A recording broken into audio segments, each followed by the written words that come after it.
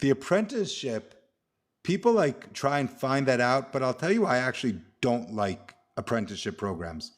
Even though they're training you for free, they're not giving you robust knowledge in the trade. So if you want to learn HVAC and you became an apprentice for Carrier, the company, you're only going to learn their system and you're going to learn what they need you to learn. So that doesn't really make you valuable to anyone other than them. And if you're on this chat right now, I would say that not everyone stays with the same company all their life. So if you've learned one way to do something for one employer and you're no longer with that employer, like what happens to you afterwards? Probably, right? So that's why I don't care for apprenticeship programs. Even though it's free, I feel like you're getting shortchanged on your education. The second way to do it is join a union and like be part of the union and learn through the union. I actually advocate for that, and I get a lot of comments from people who are in unions and they say like how great it is.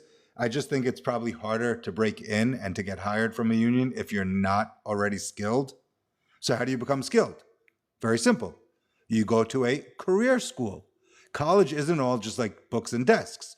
There's a whole series of colleges out there, career colleges, and they will teach you a very specific trade, but they'll teach it to you holistically. And then the better colleges will help you get placed afterwards. So CareerBond, we're not a school, we're a marketplace. We've partnered with schools to like bring their programs to our audience.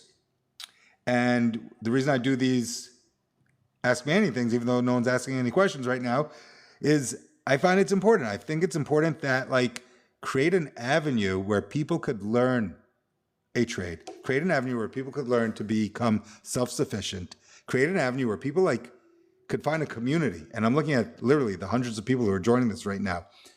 Create a community of like-minded people, like all who want to advance, all who want to do better for themselves. Maybe they're not sure how to do better for themselves, but it's very simple. Charmaine, how are you? Thank you for joining. It's very simple.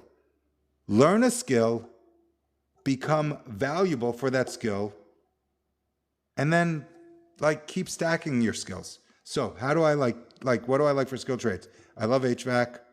I love electrical. I love plumbing. I love welding. It's funny because each of the four have different personalities. If I had to pick one, I'd say HVAC is probably the most universal, like universal knowledge, because you're going to learn a little of each if you do HVAC.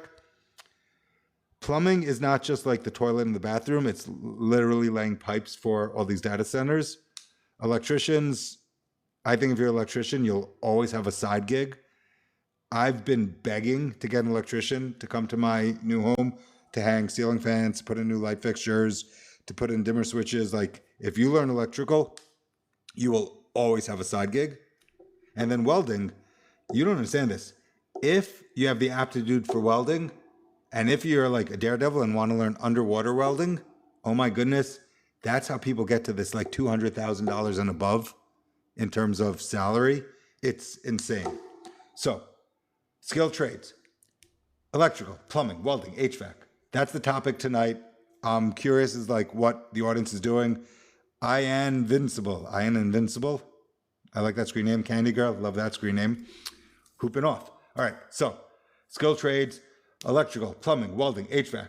That's the topic. Plumbers, pipe fitters, steam fitters, right? There's about 44,000 job openings through 2034. BLS, Bureau of Labor Statistics, not my stats, the government stats, bls.gov. If you're ever curious about anything I say, just go to bls.gov.